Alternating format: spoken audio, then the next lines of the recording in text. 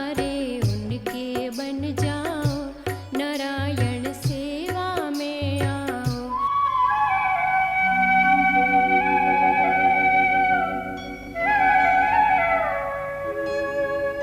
राम राज अभिषेक को सुनी, हिय हर्षे नर नारी। लगे सुमंगल सजन सबु, विधि अनुकूल विचारी। उस समय तुलसीदास जी महाराज ने लिखा कि करोड़ों लोग अयोध्यावासी आए थे, करोड़ों राम बन गए, एक राम करोड़ों राम बन गए। सबको लगा कि मैं राम भगवान का आलिंगन कर रहा हूँ। राम ही केवल प्रेम प्यारा, जान ले जो जानन हारा। ये राम जी की कथा, ये मोह भगाने की कथा।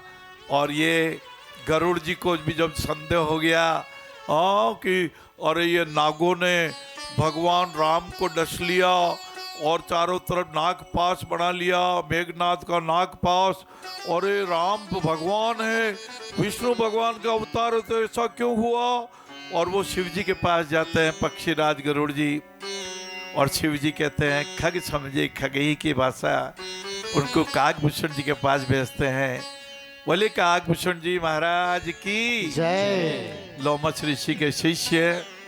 और ऐसे काकभूषण जी, शरीर तो काग का था, लेकिन बुद्धि इतनी, सद्बुद्धि इतनी लाला कि जहाँ भी निवास करते थे आसपास के 12 योजन में, कई कोसों में अज्ञान नहीं रहता था।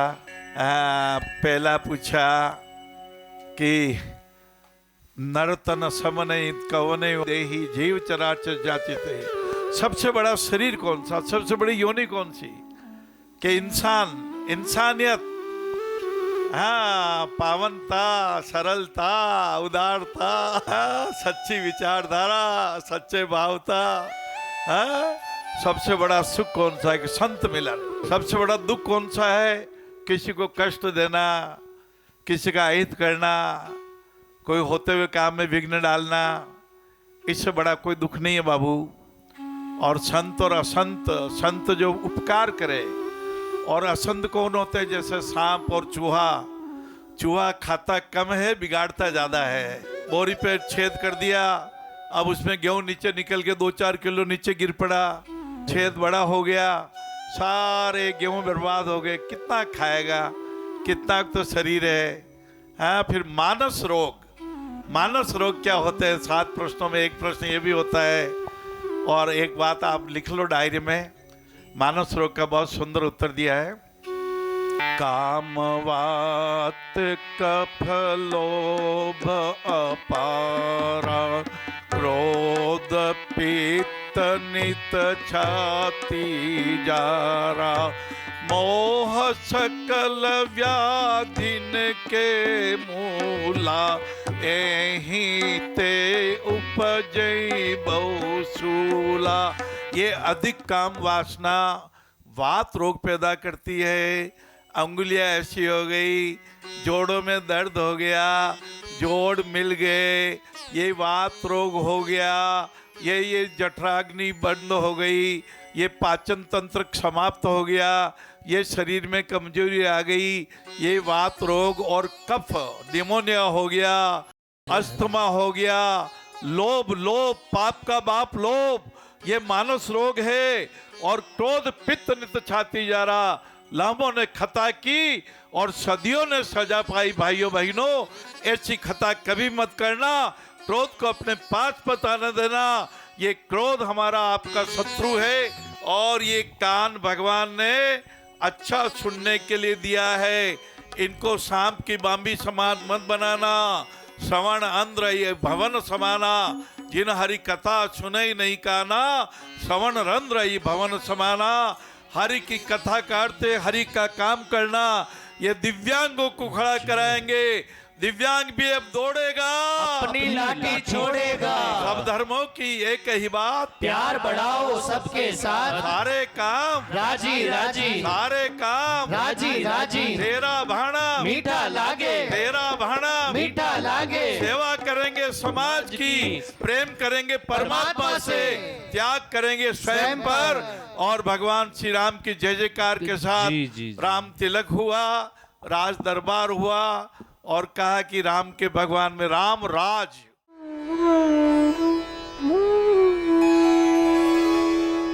हम समता रख लें और धैर्य रख लें। धैर्य और समता विपरीत स्थिति में जब भी कोई होता है तो हमको धैर्य और समता धैर्य हमें यूँ सिखाता है परिवार में रहना। जब भी परिवार की कोई समस्या हो उसको हल करने में अपना धैर्य और समता रहेगी तो हम बिखरेंगे नहीं। जब भी परिवार में छोटी मोटी घटनाएं होती है तो छोटे हो चाहे बड़े हो, बड़े को अभिमान नहीं आया कि मैं बड़ी हूँ, और छोटे को नहीं होया कि मैं छोटी हूँ तो मेरा कोई अस्तित्व नहीं है। तो छोटे बड़े सब सम्मान है, क्योंकि हमारे लिए छोटे भी ज़्यादा प्यारे हैं और बड़े का सम्मान है। बड़े का सम्मान करेंगे तो छोटों को अपने आप प्यार मिलेगा। छोटे बड़े का सम्मान करते रहेंगे तो बड़े भी उनको आदर देते रहेंगे।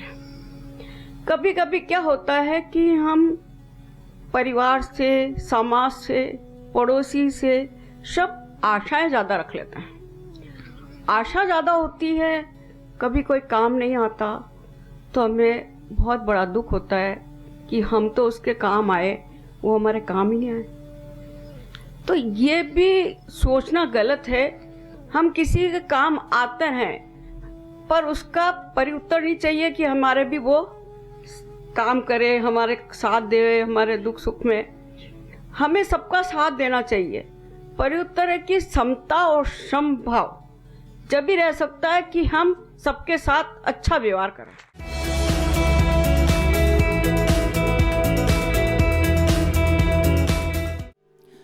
एक बहुत सुंदर प्रसंग आता है। एक बहुत ही गरीब बच्चा था, वो घर घर जाकर अपने प्रोडक्ट को बेचकर अपने परिवार का भरण पोषण करता था, खुद के भोजन की व्यवस्था करता था।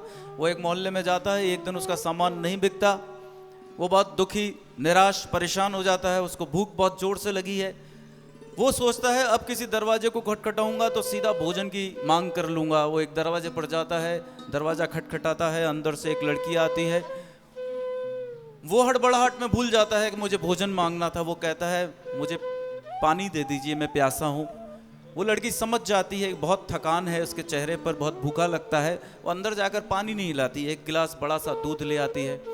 दूध बच्चे को देती है, वो बच्चा दूध पीता है। उसके मन पर संतुष्टि के भाव आते हैं, वो बहुत ज़्यादा आनंदित होता है, खुश हो जाता है और उस बच्ची को वो धन्यवाद देता है और उसके साथ में जेब से निकालकर कुछ पैसा देने की कोशिश करने लगता है। जितने में वो बच्ची कहती है मेरी माँ ने सिखाया था किसी की मदद करो तो उससे कुछ लेना नहीं। वो खुश होकर, प्रसन्न होकर वहाँ से निकलता है। मानवता पर उसका विश्वास और कड़ा हो जाता है, परमात्मा पर बिलीव कड़ा हो जाता है और वो चला जाता है। जाने के बाद कुछ वर्षों बाद वो जो लड़की होती है वो बहुत बीमार हो जाती है, वो बड़ी हो जाती है। उसको इस प्रकार की बीमारी घर कर लेती है उसके जीवन में कि वो ठीक नहीं हो पाती, बहुत गंभीर बीमारी से ग्रसित हो जाती है। उसे उस गांव में इलाज मिल नहीं सकता, उसे शहर के एक बड़े अस्पताल में दाखिल कराया जाता है। उसके परिवार की स्थिति ऐसी नहीं कि उस हॉस्पिटल का खर्चा वो लड़की सहन कर सके, उसका परिवार सहन कर सके। लेकिन उस बीमारी का पता लगता है उसके बाद उस अस्पताल के चिकित्सक ये कहते हैं कि इस बीमारी को ठीक करने के लिए एक ही डॉक्टर है, उनका नाम है कैलीन। वो कैलीन ही इस बीमारी को ठीक कर सकते हैं। कैलीन के पास वो हॉस्पिटल के कर्मचारी जाकर कहते हैं कि एक बच्ची है, इस प्रकार की बीमारी से ग्रसित है, एक महिला है, इस प्रकार की बीमारी से ग्रसित है और उसका इलाज आप कर सकते हैं। बोले उस बच्ची का नाम क्या है, उस महिला का नाम क्या है? जैसे वो महिला का नाम सुनते हैं वो बोलते किस गांव की है, इस गांव की है। तो वो सुनते हैं तो उसकी आंखें चौड़ी हो जाती हैं, उनको बहुत खुशी होती है। वो तुरंत दौड़कर उस बेड की तरफ बढ़ते हैं, उस महिला को देखते हैं, पूरी ताकत लगा देते हैं उस बच्ची को उस बीमारी से बचाने के लिए।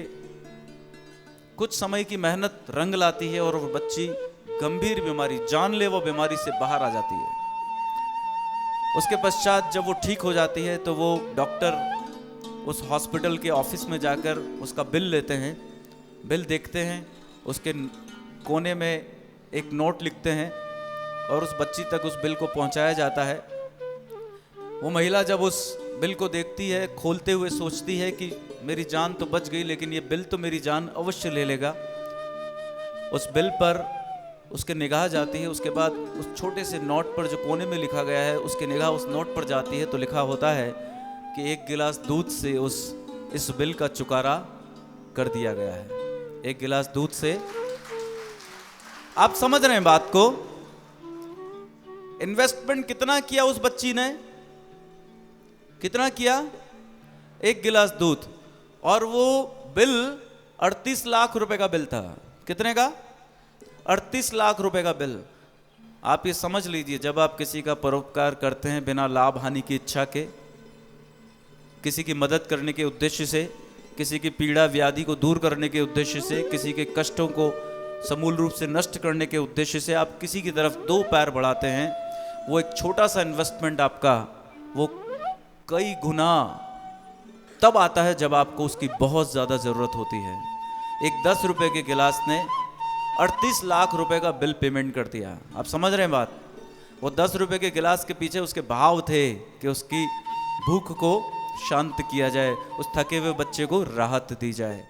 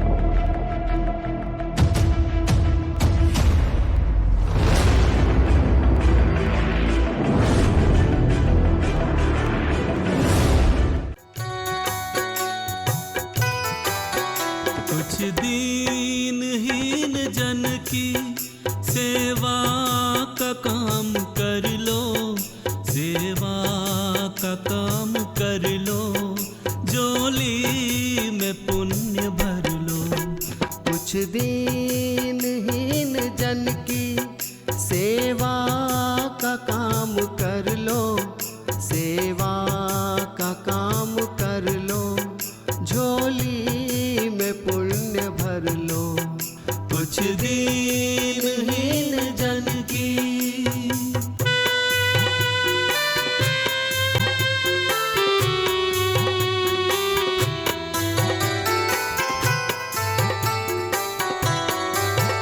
कितने ही बेसहारे माँ बाप बिन बेचारे भूखे और प्यासे रहते, मिलते नहीं किनारे।